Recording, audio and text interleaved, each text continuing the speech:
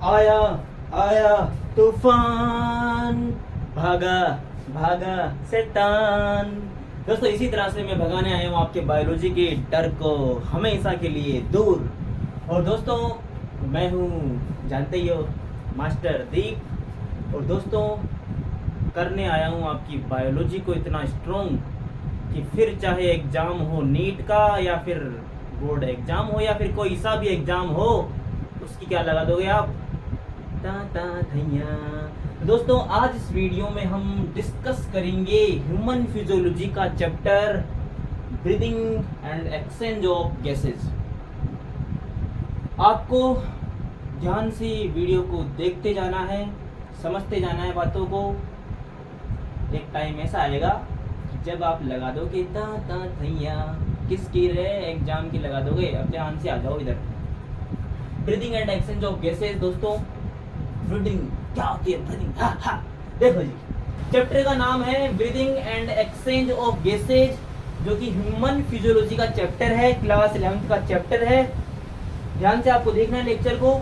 आपके लिए खूबसूरत सी स्लाइड तैयार करके लाया हूँ, समझते हैं इसको। तो दोस्तों चैप्टर का नाम है breathing and exchange of gases. तो सबसे पहले बात करते हैं कि सर क्या होता है ब्रीदिंग, क्या होता है सर एक्सचेंज ऑफ गैसेज।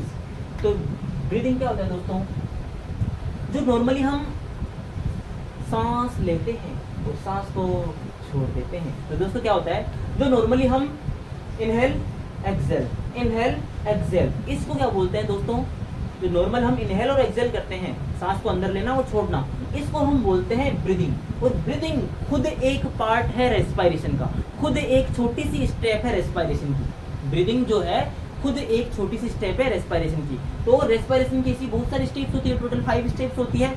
तो आइए बात करते हैं रेस्पिरेशन के बारे में कि रेस्पिरेशन क्या है। It is a mixing of physical and chemical process. और केमिकल प्रोसेस में भी कौन सा, ऑक्सीडेशन होता है जी।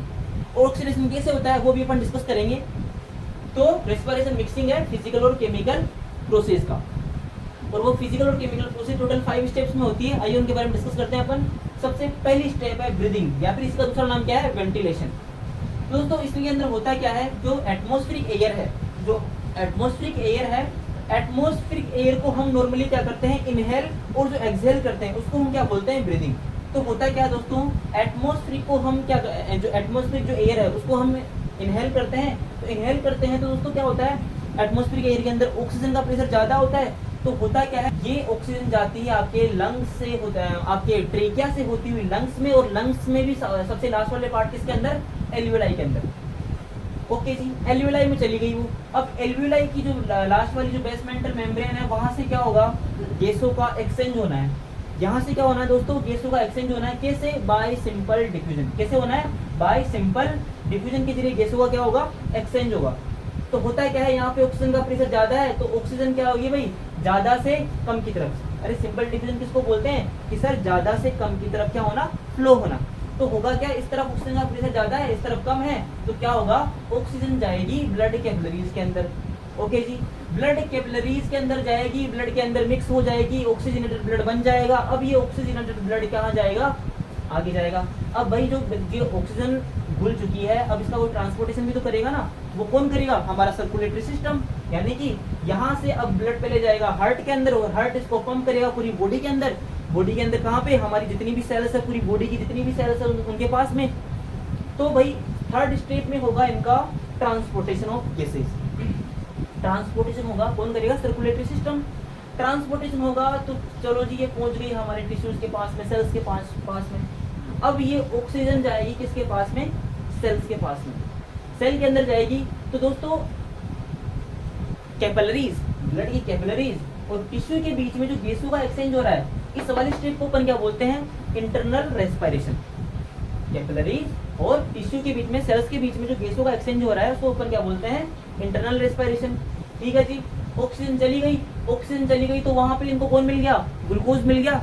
ग्लूकोज मिल गया तो भाई जी क्या करा देगी, ग्लूकोज का करा देगी ब्रेकिंग डाउन। ग्लूकोज का ब्रेकिंग डाउन करा देगी, ग्लूकोज को तोड़ देगी, या फिर बोल सकते हैं ग्लूकोज का ऑक्सीडेशन करवा देगी, और उसको कन्वर्ट कर देगी CO2 के अंदर, और रिलीज कर देगी आपके एनर्जी। रिलीज क्या कर देगी दोस्तों, एनर्जी। तो इसने CO2 में कन्वर्ट कर दिया इसको, और एनर्जी रिलीज कर दी। अब ये CO2 वापस से इन ब्लड कैपिलरीज में आएगी, क्योंकि यहाँ पे अमाउंट ऑफ CO2 ज्यादा हो चुका है, तो ज्यादा से कम की तरफ ब्लड कैपिलरीज में कम है, तो ये CO2 कहाँ आएगी, ब्लड कैपिलरीज में आएगी, है ना। और ऑक्सीजन यहाँ से ब्लड कैपिलरीज से किस में जाती है, इन टिश्यू सेल्स के अंदर जाती है। ओके जी, अब ये CO2 वापस से आएगी, वापस से पहले हार्ट में आएगी, और हार्ट वापस से इनको लंग्स में भेजेगा, और लंग्स से फिर वापस से एल्वियोलाई में इनका क्या होगा, एक्सचेंज होगा, और एक्सचेंज होगा एल्वियोलाई से होते हुए आपके पहले फिर लंग्स में होते हुए ट्रेकिया से होते हुए वापस से नेजल कैविटी से होते हुए नोस्ट्रल से होते हुए आप बाहर आ जाएगी, मतलब क्या हो जाएगा, इसका एक्सहेलेशन हो जाएगा। ओके जी, तो अपन ने ये टोटल 5 स्टेप्स देखी है। कितने स्टेप देखी है, 5 स्टेप। फर्स्ट अपन ने देखी ब्रीदिंग, जिसको अपन बोलते हैं वेंटिलेशन भी बोलते हैं। इसके अंदर अपन ने क्या क्या इंक्लूड किया, इनहेलेशन और नॉर्मल एक्सहेलेशन। अब दोस्तों एक्सहेलेशन जो है और इनहेलेशन जो है, अगर मैं आपसे पूछूं कि सर क्या इनमें किसी में एनर्जी की जरूरत भी पड़ती है या एटीपी की जरूरत भी पड़ती है क्या, तो इनहेलेशन में क्या होता है दोस्तों, जब हम इनहेल करते हैं तो होता क्या है, हमारी मसल्स का कॉन्ट्रैक्शन होता है, और मसल्स का कॉन्ट्रैक्शन अगर हो रहा है तो इसके लिए किसकी रिक्वायरमेंट है, एनर्जी की रिक्वायरमेंट है, एटीपी की जरूरत है। तो एटीपी की रिक्वायरमेंट होने की वजह से आपकी जो इनहेलेशन जो होता है ये एक एक्टिव प्रोसेस है। कैसी प्रोसेस है दोस्तों, एक्टिव प्रोसेस है। क्यों, क्योंकि सर इसके अंदर इनहेलेशन के लिए एटीपी की जरूरत पड़ती है। ओके जी, लेकिन एक्सहेलेशन में क्या होता है, रिलैक्सेशन होता है। अरे आपने इनहेल किया तब तो क्या हुआ, कॉन्ट्रैक्शन हुआ, और एक्सहेल किया तब क्या हुआ, रिलैक्सेशन हो गया। तो अब किसी एनर्जी की किसी एटीपी की जरूरत पड़ी नहीं है, तो अब इसके अंदर किसी एनर्जी की जरूरत नहीं पड़ी, तो इस प्रोसेस को अपन बोल देंगे दोस्तों पैसिव। पैसिव प्रोसेस कौन सी, जिसके अंदर एनर्जी की एटीपी की रिक्वायरमेंट नहीं होती। ओके जी, सेकेंड स्टेप अपनी आती है एक्सटर्नल रेस्पिरेशन। एक्सटर्नल रेस्पिरेशन किसको बोलते हैं जी, कि सर ब्लड कैपिलरीज और एल्वियोलाई के बेस पे जो गैसों का एक्सचेंज होता है उसको अपन क्या बोलते हैं, एक्सटर्नल रेस्पिरेशन। थर्ड स्टेप में क्या होता है, ट्रांसपोर्ट होता है, ट्रांसपोर्टेशन ऑफ गैसेज होता है। ओके जी, ट्रांसपोर्टेशन होने के बाद में अब वो कहाँ चली गई, सेल्स के पास में, टिश्यू के पास में। तो ब्लड कैपिलरीज और सेल्स और टिश्यू, मतलब सेल्स अपन या फिर टिश्यू के बीच में जो इनका एक्सचेंज हो रहा है, इसको अपन बोल देते हैं गुरुजी इंटरनल रेस्पिरेशन। क्या बोलते हैं लालो, इंटरनल रेस्पिरेशन। ओके, और जो सेल के अंदर जो इस ऑक्सीजन का यूटिलाइजेशन हो रहा है, यानी कि जो ग्लूकोज को जो तोड़ रही है, ग्लूकोज का जो ब्रेकिंग डाउन करवा रही है, इस प्रोसेस को अपन बोल देते हैं क्या, सेलुलर रेस्पिरेशन। इस प्रोसेस को क्या बोलते हैं दोस्तों, सेलुलर रेस्पिरेशन। तो दोस्तों अपन ने इनहेलेशन के लिए बात करी कि सर ये एक्टिव प्रोसेस है, एक्सहेलेशन के लिए बात करी सर ये पैसिव प्रोसेस है, और क्यों है अपन ने डिस्कस कर लिया। अगर मैं बात करूं ऑल ओवर सर रेस्पिरेशन कैसी प्रोसेस है, एक्टिव है या पैसिव है, तो इसके लिए अपन दोस्तों यूज में लेंगे क्या, कि सर ये कैसी प्रोसेस है, एक्टिव, क्योंकि एनर्जी की जरूरत तो गुरुजी पड़ी ही रही है। तो रेस्पिरेशन क्या है, एक एक्टिव प्रोसेस है। तो इस तरह से अपन ने देखा क्या, रेस्पिरेशन का फुल कॉन्सेप्ट। आई होप आप लोगों को पूरी तरह से ही समझ में आया होगा। तो आप इसका एक स्क्रीनशॉट लीजिए, फिर अपन आगे बढ़ेंगे। उससे पहले एक चीज और देख लेते हैं दोस्तों। अब आपको पता है यहाँ पे एल्वियोलाई से गैसों का एक्सचेंज हुआ, और यहाँ पे ब्लड के अंदर क्या हो रही है, वो घुल के जा रही है, ब्लड के अंदर घुल के वो सेल्स के पास में पहुंच रही है। तो ब्लड के अंदर घुल कैसे रही है सर, तो आरबीसी के अंदर क्या है भाई, आरबीसी के अंदर क्या है, जो आपकी आरबीसी ब्लड के अंदर जो आरबीसीज है उनके अंदर क्या है, कौन सा पिगमेंट है, हीमोग्लोबिन है। हीमोग्लोबिन क्या करता है, ऑक्सीजन के 4 मॉलिक्यूल को जोड़ के लेके जाता है एक बार में। और दोस्तों एक बात और ध्यान रखनी है आपको, जो हीमोग्लोबिन है ना, हीमोग्लोबिन ये भी बड़ा बेईमान आदमी है भाई। बेईमान कैसे, कि मतलब इसके सामने ऑप्शन होते हैं दोस्तों, CO मतलब कार्बन मोनोऑक्साइड, CO2 और ऑक्सीजन। मतलब आजकल की अपन बोल सकते हैं लड़कियों की तरह, कि मतलब जो बेटर ऑप्शन होगा उसके साथ में बाइंड होगा। अगर हीमोग्लोबिन को कार्बन मोनोऑक्साइड दिख गया ना, तो सबसे पहले इसके पास भागेगा ही। अगर हीमोग्लोबिन को कार्बन मोनोऑक्साइड सबसे पहले दिख गया ना, तो मतलब अगर इसके सामने यूं समझो कि ऑक्सीजन भी है और कार्बन मोनोऑक्साइड भी है, तो ये किससे बाइंड होना पसंद करेगा, कार्बन मोनोऑक्साइड से। इसीलिए तो आपको बोला जाता है कि स्मोकिंग मत किया करो, क्योंकि उसके अंदर क्या है, कार्बन मोनोऑक्साइड है। अगर आप स्मोकिंग करोगे तो आपके हीमोग्लोबिन से कौन बाइंड होगा, कार्बन मोनोऑक्साइड बाइंड होगा, और क्या होगा, ऑक्सीजन की आपकी बॉडी में कमी हो जाएगी बनने लो, है ना। तो होता है क्या है भाई, सबसे ज्यादा टेंडेंसी जो होती है ना, देखो मतलब क्या है कहने का, हीमोग्लोबिन की सबसे ज्यादा जुड़ने की टेंडेंसी होती है, वो सबसे ज्यादा किससे होती है, कार्बन मोनोऑक्साइड से, फिर होती है CO2 से, और फिर होती है लास्ट में किससे, ऑक्सीजन से। तो यूँ समझ लो आप कि ये इसकी 3 गर्लफ्रेंड है और ये सबसे अच्छी है, ये थोड़ी नॉर्मल है और ये सबसे कम नॉर्मल है। तो सबसे पहले किससे जुड़ेगा? इससे, फिर इससे और फिर इससे। तो आई होप आप लोगों को ये कॉन्सेप्ट समझ में आया होगा। आप इसका स्क्रीनशॉट लीजिए, फिर अपन आगे बढ़ते हैं।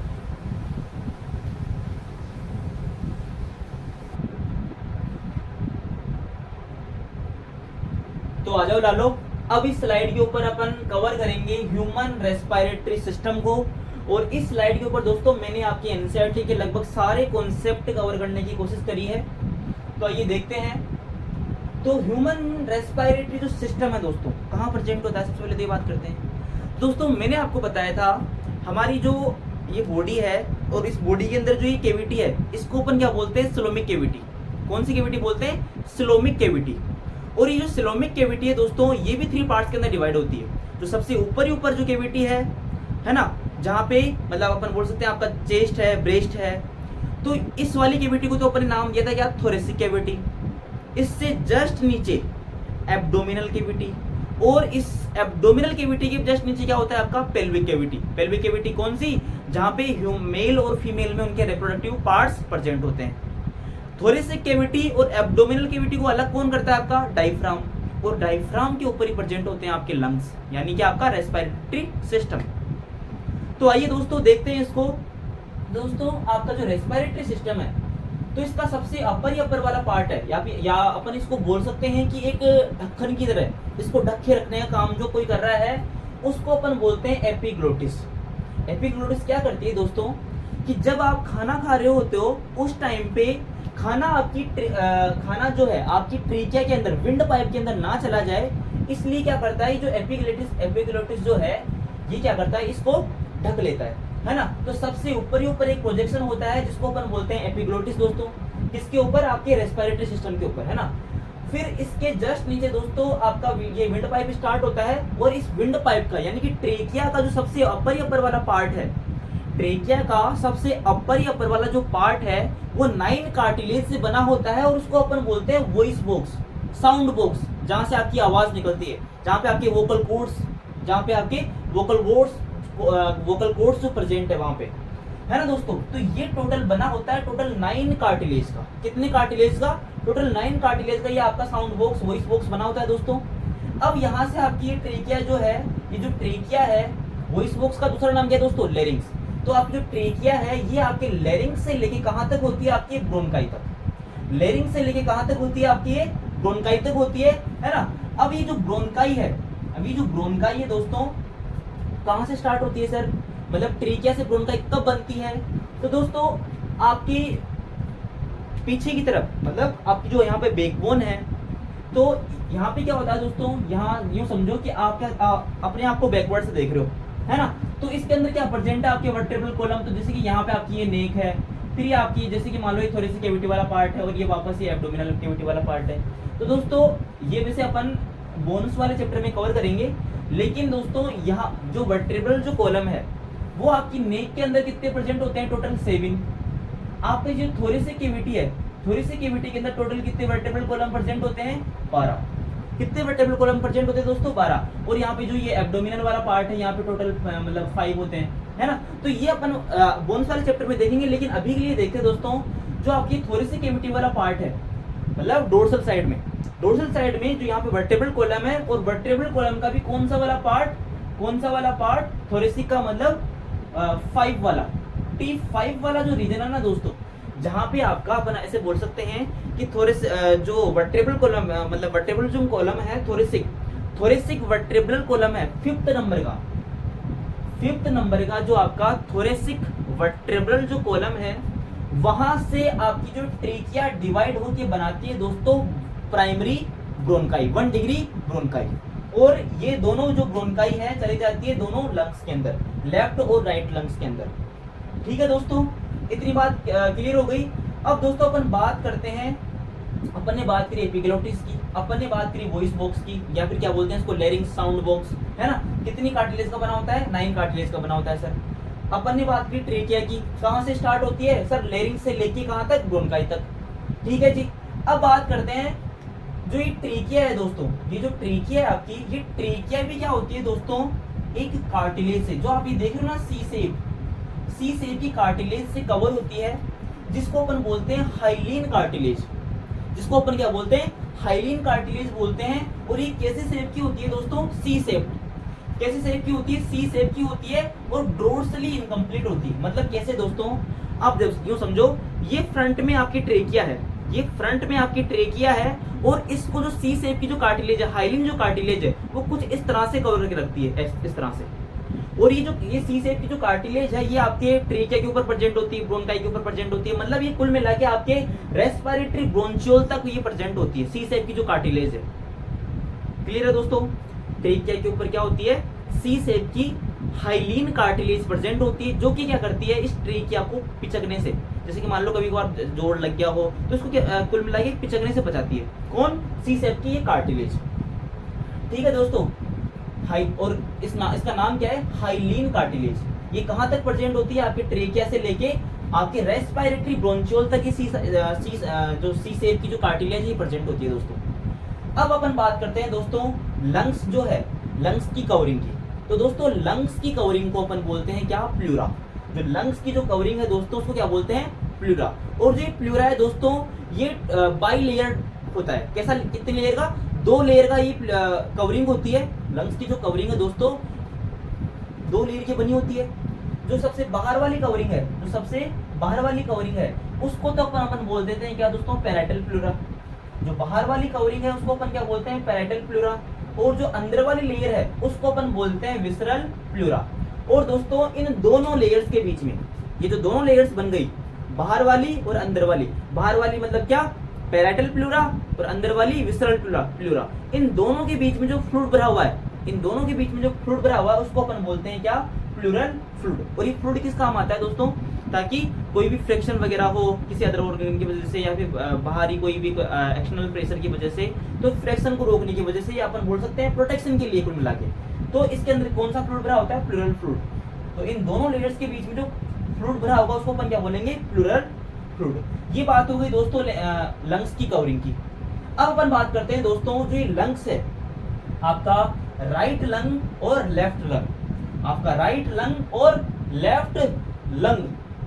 अब दोस्तों जो आपका राइट लंग है ये डिवाइड होता है, अपन यहाँ पर ऐसे बोल सकते हैं कि इसके ऊपर मतलब खांचे होती है, खांचे, कि जो आपका राइट लंग है उसके ऊपर 2 खांच होती है, और जो इसको डिवाइड करती है 3 पार्ट्स के अंदर।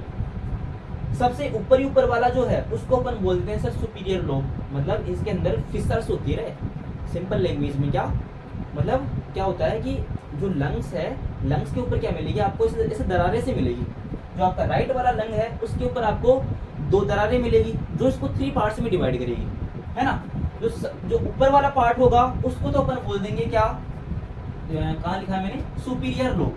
जो ऊपर वाला पार्ट होगा उसको क्या बोल देंगे, सुपीरियर लोब। और जो मिडल वाला पार्ट होगा उसको अपन बोल देंगे मिडल लोब, और जो सबसे नीचे वाला पार्ट होगा उसको अपन बोल देंगे इंफीरियर लोब। इनको डिवाइड कौन कर रहा है दोस्तों, तो ये जो ये खांचे होती है वो बोलते क्या है, तो दोस्तों एक तो क्या होता है बिल्कुल हॉरिजॉन्टल, इसके अंदर खांच होती है।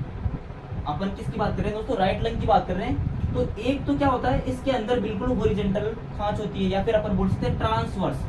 तो इसको तो अपन बोलते हैं दोस्तों हॉरिजॉन्टल या फिर क्या, ट्रांसवर्स फिशर, है ना। और एक इसके अंदर फिशर होती है कौन सी, ओब्लिक फिशर। एक इसके अंदर फिशर कौन सी होती है दोस्तों, ओब्लिक फिशर।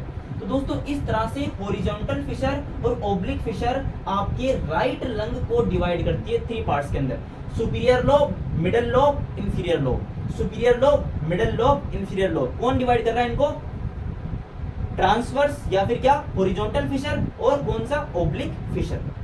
ये बात हो गई आपके राइट लंग की। इसके बाद में बात आती है आपके लेफ्ट लंग की। अब दोस्तों लेफ्ट लंग में क्या डिफरेंस है भाई, यहाँ पे ओनली और ओनली एक ही खांच प्रेजेंट होती है, यानी कि अपन बोल सकते हैं एक ही लाइन प्रेजेंट होती है ना। और वो कौन सी, वो भी कौन सी आपकी ओब्लिक। वो भी कौन सी दोस्तों, यहाँ पे इसका मैंने लिखा नहीं है, वो भी कौन सी प्रेजेंट होती है दोस्तों, आपके ओब्लिक फिशर। मैं इसको यहाँ लिख देता हूँ दोस्तों कुछ, है ना। दोस्तों ये वाली है ना, ये कौन सी वाली है, ओब्लिक फिशर। ये वाली कौन सी दोस्तों, आपके ओब्लिक फिशर, है ना। तो ओब्लिक फिशर की वजह से ये डिवाइड होता है 2 पार्ट्स के अंदर, सुपीरियर और इंफीरियर। किस किस में दोस्तों, सुपीरियर लोब और इंफीरियर लोब में डिवाइड होता है। आपको ध्यान रखना है, आपका क्वेश्चन बनता है यहाँ से कि लेफ्ट लंग कितने पार्ट्स में डिवाइड होता है, 2 पार्ट्स में, सुपीरियर और इंफीरियर के अंदर, ऊपर वाला और नीचे वाला, ठीक है। कौन डिवाइड करता है उसको, ओब्लिक फिशर। तो क्वेश्चन ये बनता है कि आपका राइट लंग में तो ट्रांसवर्स और या फिर हॉरिजॉन्टल और ओब्लिक फिशर दोनों मिलती है, लेकिन आपके जो लेफ्ट वाला लंग है उसके अंदर ओनली क्या मिलती है, ओब्लिक फिशर मिलती है, ठीक है दोस्तों। अब दोस्तों जो लेफ्ट वाला लंग है, लेफ्ट वाला जो लंग है उसका जो ये सुपीरियर, उसकी जो ये सुपीरियर लोब है, ऊपर वाली जो लोब है वो क्या होती है, वो थोड़ी सी पिचकी हुई होती है। किस वजह से, क्योंकि दोस्तों लेफ्ट साइड आपका क्या प्रेजेंट होता है, हार्ट। लेफ्ट साइड दोस्तों आपका क्या प्रेजेंट होता है, हार्ट। हार्ट के प्रेजेंट होने की वजह से क्या होता है दोस्तों, जो आपका लेफ्ट वाला लंग है उसकी सुपीरियर लोब, लेफ्ट वाले लंग की सुपीरियर लोब थोड़ी पिचकी हुई होती है। तो ये वाली जो ये पिचकी हुई जो जगह है ना, इसको अपन बोल देते हैं दोस्तों क्या, कार्डियक नोच। इसको अपन क्या बोलते हैं, कार्डियक नोच। इस क्या रीजन है इसका, क्योंकि सर यहाँ पे हार्ट प्रेजेंट होता है, सर हार्ट प्रेजेंट है, इसीलिए इसका नाम क्या पड़ गया, कार्डियक, कार्डियक नोच। इसको अपन क्या बोल देते हैं दोस्तों, कार्डियक नोच। दोस्तों ये अपन ने हार्ट के सारे सभी कॉन्सेप्ट क्लियर करे। अब दोस्तों अपन बात करते हैं, दोस्तों ये तो क्या है, इनकी बाहरी स्ट्रक्चर अपन ने देखी है लंग्स की, कि कैसे कैसे क्या होता है, क्या कौन सी कवरिंग होती है, कितने लोब्स में डिवाइड होते हैं, ट्रीकिया क्या है, ट्रीकिया के ऊपर कौन सी कार्टिलेज होती है, क्या जो उसका वर्क क्या है ना, ट्रीकिया कहाँ से कहाँ तक होती है, एपिग्लोटिस का वर्क क्या है, साउंड बॉक्स क्या है, लेरिंग्स मतलब है ना, कितनी कार्टिलेज से बना होता है, ये सारी चीजें अपन ने कवर कर ली है। और ये आपका डायफ्राम है जिसके ऊपर ये आपके टिके हुए होते हैं, है ना, और डायफ्राम का बहुत ज्यादा रोल है आपका रेस्पिरेटरी सिस्टम के अंदर, है ना। अब अपन बात करते हैं इनके अंदर की। अब दोस्तों अपन बात करते हैं इनके अंदर की। तो दोस्तों मैं क्या करता हूँ, एक बार आप इसका स्क्रीनशॉट लेना चाहो तो ले लो, फिर मैं ना यहाँ से इसको रफ करता हूँ, फिर मैं आपको बताता हूँ अंदर का मैटर। तो एक बार आप इसका स्क्रीनशॉट लीजिए, फिर मैं इसको यहाँ से रफ करता हूँ।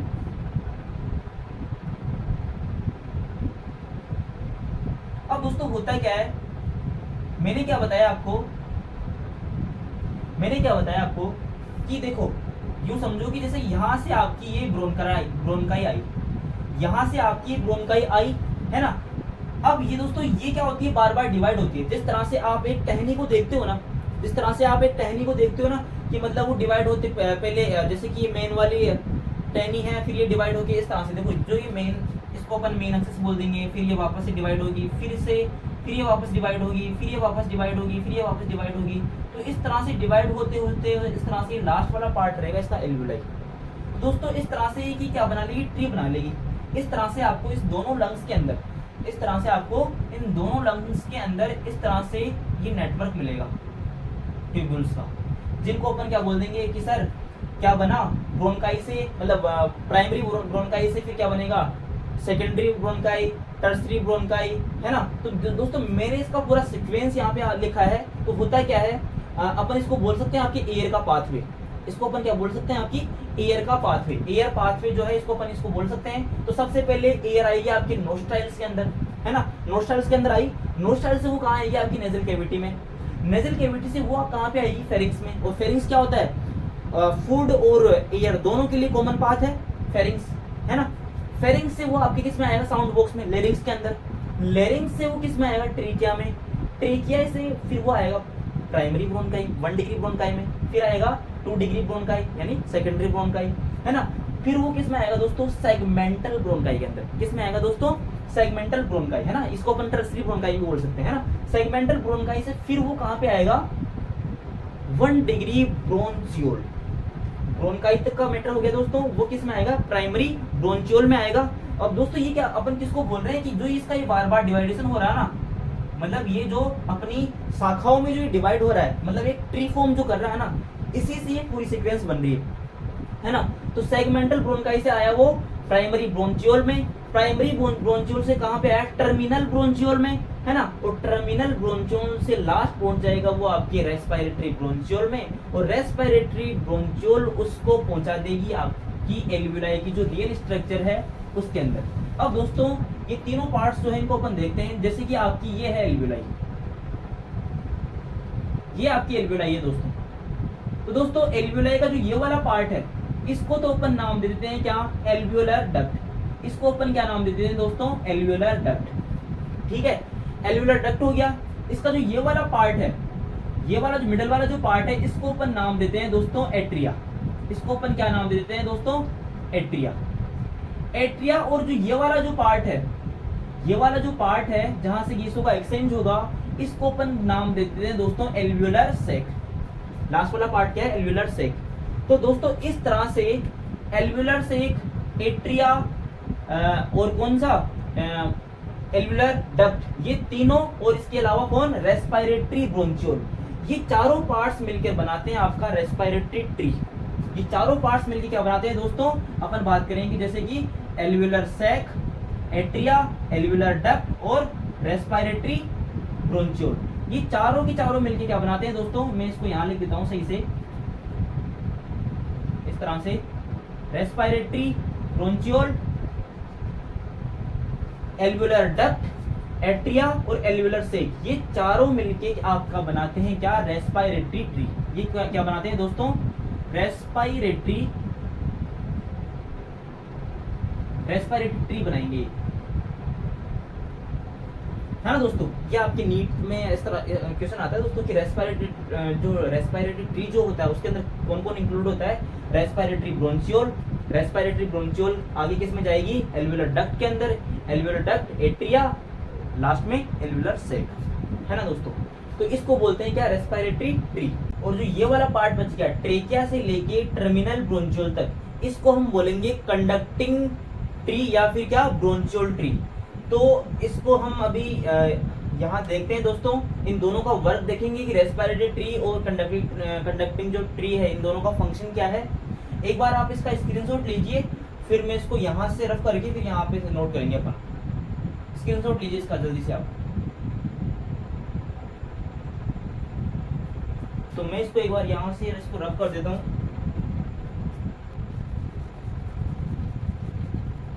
नाम वगैरह में बैठा हूँ दोस्तों।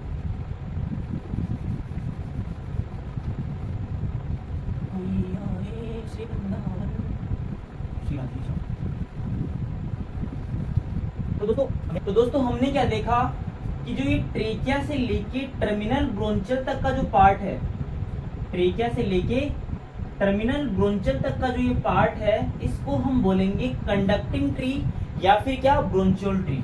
तो इसका नाम मैं यहां लिख देता हूं, कंडक्टिंग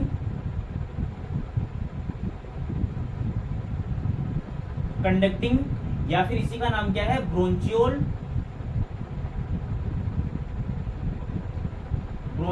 ट्री। और दोस्तों ये मिलकर बना होता है आपके सिंपल सीलेटेड कोलुमनर एपिथेलियम से। ये किसका बना होता है? Simple ciliated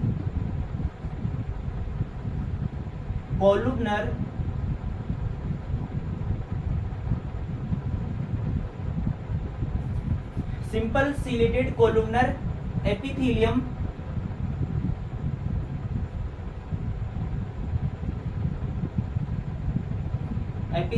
tissue. तो दोस्तों जो आपका कंडक्टिंग ट्री या फिर जो ब्रोंचियल ट्री है, जो कि आपके ट्रेकिया से लेकर टर्मिनल ब्रोंचियल तक का बना होता है, ये बना होता है किसका? Simple ciliated columnar epithelium tissue होते हैं इसके अंदर। और इसका रोल क्या है? ये क्या करता है दोस्तों? एक तो क्या करता है, ये एयर को कंडक्ट करता है रेस्पिरेटरी ट्री तक। एक तो क्या करता है, ये एयर को पहुंचाता है रेस्पिरेटरी ट्री तक। और दूसरा रोल क्या है इसका कि ये एयर को मॉइस्चराइज करता है।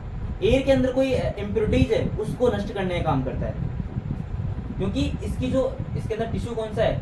Simple ciliated. क्या है इसके अंदर? सीलिया है ना। कोलुमनर एपिथेलियम टिश्यू है जो कि क्या करता है? एयर को मॉइस्चराइज करने का काम करता है। जब आप सांस लेके अचानक से उसको छोड़ते हो तो आप क्या बाहर क्या निकलती है? गर्म हवा बाहर निकलती है।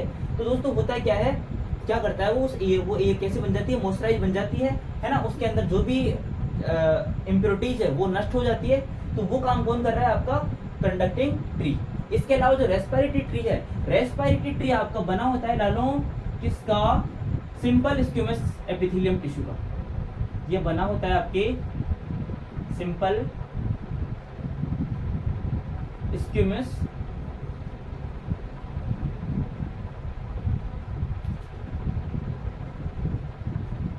एपिथेलियल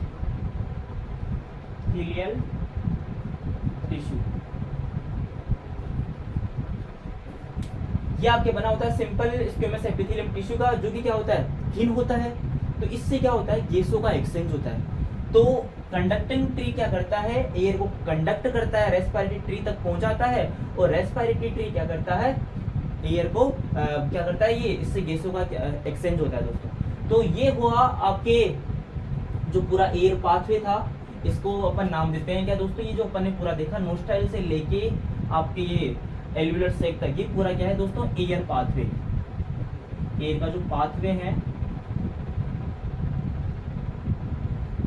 तो ये हो गया लालो आपका एयर का पाथवे, है ना। तो इसको आपको एक सीक्वेंस से याद रखना है। रेस्पिरेटरी ट्री किसको बोलते हैं, ये आपको याद ध्यान में रखना है। रेस्पिरेटरी ट्री का रोल क्या है, क्या करना है, इससे गैसों का एक्सचेंज होना है। और ऐसा क्यों होता है, क्योंकि इसमें कौन से टिश्यू होते हैं, सिंपल स्क्वेमस एपिथेलियल टिश्यू होते हैं, जो कि थिन होते हैं। इसके अलावा कंडक्टिंग ट्री को ध्यान रखना है, जो कहां से कहां तक होता है, ट्रेकिया से लेके टर्मिनल ब्रोंचियल तक होता है। और इसका रोल क्या होता है, एयर को मॉइस्चराइज करना, इम्प्योरिटीज को खत्म करना, और एयर को कंडक्ट करना कहां तक, रेस्पिरेटरी ट्री तक। और ये किसका बना होता है, simple chelated columnar epithelium tissue का बना होता है। तो ये आपको नोट करना है। अब आप इसका स्क्रीनशॉट लीजिए, फिर अपन आगे बढ़ते हैं, फिर अपन देखेंगे एल्वियोलाई की स्ट्रक्चर वगैरह। तो आ जाओ लालो, अब इस स्लाइड के ऊपर अपन देखते हैं स्ट्रक्चर ऑफ एल्वियोलाई। तू हंस, तू मुस्कुरा, तू रोना कम कर दे, तू जिंदा है, तू जिंदगी की नाक में दम कर दे। और आजा इधर, समझ ले ध्यान से बातों को। तो दोस्तों हम क्या देख रहे हैं, एल्वियोलाई की स्ट्रक्चर देख रहे हैं। अब आपको पता है कि जो एल्वियोलाई है, एल्वियोलाई कैसी स्ट्रक्चर है, एक वेस्कुलर स्ट्रक्चर है, जिसकी चारों तरफ क्या होती है, ब्लड कैपिलरीज होती है। तो होता है क्या है दोस्तों, ये है आपकी एल्वियोलाई, और ये एल्वियोलाई की जो ये मेम्ब्रेन है, ये किससे मिलकर बनी होती है, सिंपल स्क्वेमस एपिथेलियम टिश्यू की मिलकर बनी होती है। ठीक है, तो ये हो गई एल्वियोलाई की मेम्ब्रेन। इसके बाद में एल्वियोलाई और ब्लड कैपिलरीज, ये वाली आपकी ब्लड कैपिलरीज है, ये वाली एल्वियोलाई और ब्लड कैपिलरीज के बीच में जो ये आपको मेम्ब्रेन नजर आ रही है, जो इनका एक बेस तैयार कर रही है, इसको हम क्या बोलते हैं, बेसमेंटल मेम्ब्रेन। और ब्लड कैपिलरीज की जो मेम्ब्रेन है, जो कि डिफ्यूजन में इन्वॉल्व होती है, वो कौन सी होती है, एंडोथेलियम में ऑफ ब्लड कैपिलरीज। तो इस तरह से दोस्तों जो डिफ्यूजन मेम्ब्रेन है, वो टोटल कितनी लेयर से बनी होती है, simple squamous epithelium of alveoli, basement membrane, और थर्ड वाली क्या है, एंडोथेलियम ऑफ ब्लड कैपिलरीज। तो इन 3 मेम्ब्रेन से आपकी क्या बनती है, डिफ्यूजन मेम्ब्रेन बनती है। तो आपकी जो ये डिफ्यूजन मेम्ब्रेन है, कितनी मेम्ब्रेन से बनती है, 3 मेम्ब्रेन से ही बनती है। कौन कौन सी, squamous, simple squamous epithelium, basement membrane, और एंडोथेलियम ऑफ ब्लड कैपिलरीज। अब दोस्तों क्वेश्चन बनता है कि जो डिफ्यूजन मेम्ब्रेन है, उसकी थिकनेस कितनी होती है। तो उसकी थिकनेस जो है दोस्तों, वो लेस देन 1 होती है, 1 mm, मतलब 1 mm से भी कम थिकनेस होती है आपकी जो डिफ्यूजन मेम्ब्रेन है। ये जो ब्लड कैपिलरीज और एल्वियोलाई से जो डिफ्यूजिंग मेम्ब्रेन बन रही है, इसकी जो थिकनेस है वो क्या होती है लालो, 1 mm से भी कम होती है, आपको ध्यान रखना है। अब बात करते हैं जो डिफ्यूजन है, इसको अफेक्ट करने वाले जो फैक्टर्स हैं उनके बारे में। तो affecting factors of diffusion of gases, तो दोस्तों इसमें सबसे फर्स्ट है थिकनेस ऑफ डिफ्यूजन मेम्ब्रेन। जो आपकी ये डिफ्यूजन मेम्ब्रेन है, इसकी थिकनेस जितनी ज्यादा होगी, इसकी थिकनेस जितनी ज्यादा होगी, डिफ्यूजन उतना कम होगा, है ना। अरे भाई, ये जो अगर मेम्ब्रेन अगर ज्यादा मोटी होगी तो डिफ्यूजन कम होगा, और ये मेम्ब्रेन जितनी ज्यादा पतली होगी, डिफ्यूजन उतना ज्यादा होगा। तो सबसे फर्स्ट फैक्टर है क्या, थिकनेस ऑफ डिफ्यूजन मेम्ब्रेन। तो ये अफेक्ट करती है इस तरह से कि ये इसकी थिकनेस कितनी ज्यादा है या फिर कम है। सेकंड फैक्टर है दोस्तों सोल्युबिलिटी ऑफ गैसेज। तो सोल्युबिलिटी ऑफ गैसेज के अंदर क्या होता है दोस्तों, जैसे कि अपन ने पहले बात की थी कि जो नाइट्रोजन, जैसे कि नाइट्रोजन हो गया, नाइट्रोजन इसके अंदर सोल्यूबल नहीं होता, तो नाइट्रोजन नहीं घुल पाएगा, उसका डिफ्यूजन नहीं हो पाएगा। तो दोस्तों सेकंड फैक्टर है आपका सोल्युबिलिटी ऑफ गैसेज। तो गैसेज की सोल्युबिलिटी जितनी ज्यादा होगी, उतना ज्यादा उनका क्या होगा, हो पाएगा, डिफ्यूजन हो पाएगा। ठीक है, और सोल्युबिलिटी नहीं होगी तो डिफ्यूजन हो ही नहीं पाएगा। थर्ड वाला फैक्टर है दोस्तों पार्शियल प्रेशर ऑफ गैसेज। अब दोस्तों भाई, अब आपको ये पता है कि एल्वियोलाई के अंदर यहाँ पे ऑक्सीजन का प्रेशर ज्यादा होता है, इसी की वजह से तो क्या होता है, बाय सिंपल डिफ्यूजन के जरिए क्या होता है, ये ज्यादा से कम की तरफ फ्लो होती है। मतलब एल्वियोलाई से किस में आती है, ब्लड कैपिलरीज के अंदर आती है। तो दोस्तों थर्ड वाला फैक्टर आपका क्या, पार्शियल प्रेशर। तो पार्शियल प्रेशर जिसका जितना ज्यादा होगा, उसका डिफ्यूजन भी सबसे पहले होगा। अब देखो भाई, इधर ऑक्सीजन का पार्शियल प्रेशर ज्यादा है, इसकी वजह से इधर से कहाँ आ रही है, एल्वियोलाई से कहाँ पे आ रही है, ब्लड कैपिलरीज के अंदर। लेकिन इस तरफ क्या है, इस तरफ बॉडी की तरफ से क्या आ रहा है भाई, CO2 बन रही है, तो इस तरफ क्या है, CO2 का पार्शियल प्रेशर ज्यादा है, तो ये CO2 किस तरफ जा रही है, ज्यादा से कम की तरफ, मतलब एल्वियोलाई के अंदर जा रही है। तो इस तरह से आपके 3 फैक्टर्स हैं जो कि आपके डिफ्यूजन को अफेक्ट करेंगे। कौन कौन से, thickness of diffusion membrane, solubility of gases, और थर्ड वाला क्या है, पार्शियल प्रेशर ऑफ गैसेस। ठीक है, इसके बाद में लास्ट अपन बात करते हैं rate of diffusion of gases. Rate of diffusion of gases दोस्तों, ये अपने को इसी समझ में आ गया कि रेट मतलब डिफ्यूजन की जो रेट कब ज्यादा होगी, कि सर एक तो क्या हो, पार्शियल प्रेशर ज्यादा हो, पार्शियल प्रेशर ज्यादा हो, सोल्युबिलिटी ज्यादा हो। अगर सोल्युबिलिटी ज्यादा होगी तो डिफ्यूजन ज्यादा होगा। सर पार्शियल प्रेशर ज्यादा होगा तो उसका डिफ्यूजन ज्यादा होगा। लेकिन सर थिकनेस अगर ज्यादा होगी तो डिफ्यूजन कम होगा। तो इससे क्या कंक्लूजन निकल के आया कि सर जो rate of diffusion of gases है, जो rate of diffusion of gases है, ये क्या होता है, डायरेक्टली प्रोपोर्शनल होता है किसके, सोल्युबिलिटी ऑफ गैसेज के और पार्शियल प्रेशर ऑफ गैसेज के। ये कैसे निकल के आया दोस्तों, कि सोल्युबिलिटी अगर ज्यादा है, अरे अगर गैसेज सही से घुल रही है, ज्यादा घुल रही है, तो उनका डिफ्यूजन भी ज्यादा होगा, है ना। और पार्शियल प्रेशर अगर ज्यादा है तो उनका भी डिफ्यूजन ज्यादा होगा। तो आपकी जो rate of diffusion of gases है वो डायरेक्ट प्रोपोर्शनल होती है किसके, सोल्युबिलिटी ऑफ गैसेज के और पार्शियल प्रेशर के। लेकिन अगर थिकनेस अगर ज्यादा है तो डिफ्यूजन कम होगा, थिकनेस अगर ज्यादा है तो डिफ्यूजन कम होगा। तो दोस्तों जो rate of diffusion of gases है वो इनवर्सली प्रोपोर्शनल होती है क्या, थिकनेस ऑफ डिफ्यूजन मेम्ब्रेन की। कि अगर डिफ्यूजन मेम्ब्रेन की थिकनेस अगर ज्यादा होगी तो डिफ्यूजन उतना कम होगा, और डिफ्यूजन मेम्ब्रेन की थिकनेस जितनी कम होगी तो डिफ्यूजन आपका उतना ही ज्यादा होगा। तो इस तरह से दोस्तों हमने क्या देखा, जो आपके डिफ्यूजन मेम्ब्रेन है, कितनी मेम्ब्रेन होती है, वो 3 मेम्ब्रेन होती है। कौन कौन सी होती है अपन ने देखा, कौन से अफेक्ट गैसेस के डिफ्यूजन को, कौन कौन से फैक्टर्स जो है गैसेस के डिफ्यूजन को अफेक्ट करते हैं, ये अपन ने देखा, और rate of diffusion of gases अपन ने देखा। इसके अलावा दोस्तों आप देख सकते हो कि मतलब अगर आपसे कोई पूछे कि CO2 और ऑक्सीजन में से किसकी सोल्युबिलिटी ज्यादा होती है, सर CO2 और ऑक्सीजन में सोल्युबिलिटी किसकी ज्यादा होती है, तो दोस्तों 25 टाइम मोर देन सोल्युबिलिटी होती है आपकी CO2 की ऑक्सीजन से, मोर देन CO2 25 टाइम, 25 गुना ज्यादा सोल्युबिलिटी होती है किसकी, CO2 की ऑक्सीजन से। इसकी वजह से इसका डिफ्यूजन भी ज्यादा होता है। तो ये भी आपको ध्यान रखना है, एक इंपॉर्टेंट पॉइंट है ये भी, है ना। आपको ध्यान रखना है कि 25 टाइम मोर देन सोल्युबिलिटी होती है ऑक्सीजन से CO2 की। ठीक है, तो CO2 ज्यादा सोल्यूबल होता है, ऑक्सीजन कम सोल्यूबल होता है, इसी वजह से CO2 का डिफ्यूजन भी ज्यादा होता है। तो ये चीजें आपको ध्यान रखनी है। दोस्तों इस लेक्चर में अभी अपन यहाँ तक कंप्लीट करेंगे, इसके बाद में अपन नेक्स्ट वीडियो में देखेंगे इससे जस्ट आगे। तो आई होप आप लोगों को दोस्तों मैंने आपको जो जितना भी कुछ बताया वो आपको समझ में आया होगा।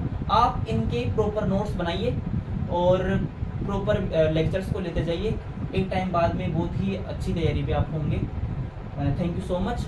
अगर आपको अच्छा लगा तो चैनल को सब्सक्राइब कीजिए और जितना ज़्यादा हो सके शेयर कीजिए लोगों के पास।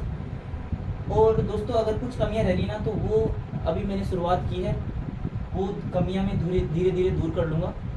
लेकिन मैं ये विश्वास दिलाता हूँ कि आने वाले टाइम पे बहुत कुछ अच्छा होगा इस चैनल के ऊपर। तो थैंक यू सो मच दोस्तों।